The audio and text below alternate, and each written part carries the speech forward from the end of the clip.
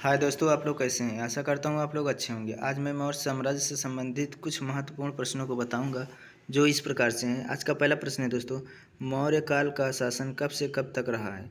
322 ईसा पूर्व से 185 ईसा पूर्व तक। दूसरा प्रश्न है दोस्तों, चाणक्य का अन्य क्या नाम था। विष्णुगुप्त और कौटिल्य। तीसरा प्रश्न है दोस्तों, मौर्य काल का वह शासक कौन था जिसने राज सिंहासन पर बैठने के लिए अपने बड़े भाई सुसीम की हत्या की थी। दोस्तों बात है अशोक। अगला प्रश्न है दोस्तों, अशोक ने अपने सभी अभिलेखों में एक रूपता से किस प्राकृत का प्रयोग किया था। मागधी। अगला प्रश्न दोस्तों, बिंदुसार ने विद्रोहियों को कुचलने के लिए अशोक को कहाँ भेजा था। तक्षशिला में। अगला प्रश्न है दोस्तों, वह व्यक्ति कौन था जिसका नाम देवान पिया दासी भी कहा जाता था। मौर्य सम्राट अशोक को।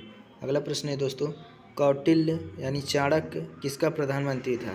चंद्रगुप्त मौर्य का। अगला प्रश्न है दोस्तों, कलिंग विजय के उपरांत अशोक ने किस धर्म को स्वीकार किया था। दोस्तों बौद्ध धर्म को स्वीकार किया था। अगला प्रश्न है दोस्तों, चंद्रगुप्त के शासन विस्तार में किसने मुख्य रूप से भूमिका निभाई थी। चाणक्य ने मुख्य रूप से भूमिका निभाई थी। 10वां प्रश्न है दोस्तों, सांची किस कला व मूर्ति कला का निरूपण करता है। बौद्ध धर्म का। 11वां प्रश्न है दोस्तों, प्राचीन भारत का वह प्रसिद्ध शासक जिसने अपने जीवन के अंतिम दिनों में जैन धर्म को अपनाया था। दोस्तों चंद्रगुप्त मौर्य थे। 12वां प्रश्न है दोस्तों, मौर्य साम्राज्य की स्थापना किसने किया था। चंद्रगुप्त मौर्य ने। 13वां प्रश्न है दोस्तों, मौर्य साम्राज्य में प्रचलित मुद्रा का क्या नाम था। पर्ण। 14वां प्रश्न है दोस्तों, मुद्रा राक्षस का लेखक कौन था। विशाख दत्त। 15वां प्रश्न है दोस्तों, इब्न बतूता किस देश से आया था। मोरक्को से।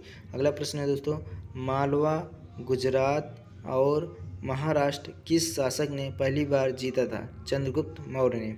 अगला प्रश्न है दोस्तों, अर्थशास्त्र का लेखक किसके समकालीन था। चंद्रगुप्त मौर्य के। 18वां प्रश्न है दोस्तों, नंद वंश के पश्चात मगध पर किस राजवंश ने शासन किया था। मौर्य साम्राज्य ने।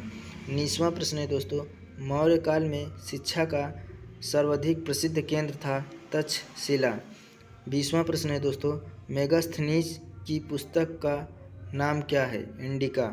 21वां प्रश्न है दोस्तों, अशोक के शिलालेख में प्रयुक्त भाषा है पाली। 22वां प्रश्न है दोस्तों, किस मौर्य राजा ने दक्कन की विजय प्राप्त किया था। चंद्रगुप्त मौर्य। 23वां प्रश्न है दोस्तों, मेगास्थनीज ने भारतीय समाज को कितने श्रेणियों में विभाजित किया था। 7। 24वां प्रश्न है दोस्तों, कौटिल्य के अर्थशास्त्र में किस पहलू पर प्रकाश डाला गया है। राजनीतिक नीतियाँ पर। 25वां प्रश्न है दोस्तों, पाटलिपुत्र को किस शासक ने सर्वप्रथम अपनी राजधानी बनाई थी। चंद्रगुप्त मौर्य ने पाटलिपुत्र को सर्वप्रथम अपनी राजधानी बनाई थी। 26वां प्रश्न है दोस्तों, पाटलिपुत्र में स्थित चंद्रगुप्त मौर्य का महल मुख्यतः किससे बना था। लकड़ी से बना हुआ था। 27वां प्रश्न है दोस्तों, प्रथम भारतीय साम्राज्य स्थापित किसके द्वारा किया गया था। चंद्रगुप्त मौर्य द्वारा। 28वां प्रश्न है दोस्तों, उत्तरांचल में अशोक का एक शिलालेख स्थित है कालसी में। 29वां प्रश्न है दोस्तों, सांची का स्तूप किसने बनवाया था। अशोक ने बनवाया था।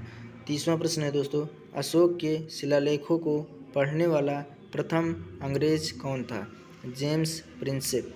31वां प्रश्न है दोस्तों, चंद्रगुप्त मौर्य ने सेल्यूकस को कब पराजित किया था। 305 ईसा पूर्व में।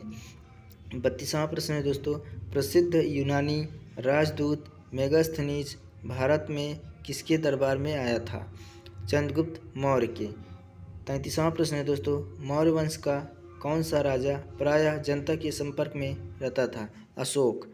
34वां प्रश्न है दोस्तों, किस ग्रंथ में शूद्रों के लिए आर्य शब्द का प्रयोग हुआ है। अर्थशास्त्र में। 35वां प्रश्न है दोस्तों, अशोक ने अपने राज्य अभिषेक के चौथे वर्ष में निग्रोध के प्रभाव से प्रभावित होकर किससे दीक्षा ली थी। उपगुप्त से। 36वां प्रश्न है दोस्तों, किसने पाटलिपुत्र को पोलीब्रोथा कहा था। मेगास्थनीज ने। 37वां प्रश्न है दोस्तों, मौर्य काल में एग्रोनोमाई किसे कहा जाता था? सड़क निर्माण अधिकारी को। 38वां प्रश्न है दोस्तों, मौर्य काल में गुप्तचरों को क्या कहा जाता था? गूढ़ पुरुष। 29वां प्रश्न है दोस्तों, किस श्रीलंकाई शासक ने अपने आप को मौर्य सम्राट अशोक के आदर्शों के अनुरूप ढालने की कोशिश किया था? तीस। 40वां प्रश्न है दोस्तों, मौर्य काल में राजकोषीय वर्ष किस महीने से आरंभ होता था? आषाढ़ महीने से। 41 क्वेश्चन नंबर है दोस्तों, अशोक के बारे में जानने के लिए सबसे महत्वपूर्ण स्रोत क्या है? शिलालेख। अगला प्रश्न है दोस्तों, अशोक के काल में कौन सी लिपि दक्षिण भारत में प्रवर्तित हुई थी? ब्राह्मी लिपि। अगला प्रश्न है दोस्तों, किस स्थान से अशोक के स्तंभ के लिए पत्थर लिया जाता था? चुनार से। अगला प्रश्न है दोस्तों, भारतीय लिखने की कला नहीं जानते थे, यह किसकी युक्ति है? मेगास्थनीज की। अगला प्रश्न है दोस्तों, बिंदुसार की मृत्यु के समय अशोक एक प्रांत का गवर्नर था, वह प्रांत कौन था? उज्जैन। अगला प्रश्न है दोस्तों, किस शिलालेख में अशोक ने घोषणा की है कि सभी मनुष्य मेरे बच्चे हैं? प्रथम पृथक शिलालेख में। अगला प्रश्न है दोस्तों, कौन सा युद्ध और हिंसा के प्रति अशोक के आंतरिक दुख को स्पष्ट करता है? कलिंग का पृथक शिलालेख। अगला प्रश्न है दोस्तों, अशोक ने श्रीलंका में बौद्ध धर्म का प्रचार करने के लिए किसे भेजा था? महेंद्र और संघमित्रा को। अगला प्रश्न है दोस्तों, कौटिल्य द्वारा रचित अर्थशास्त्र कितने अधिकरणों में विभाजित है? 15।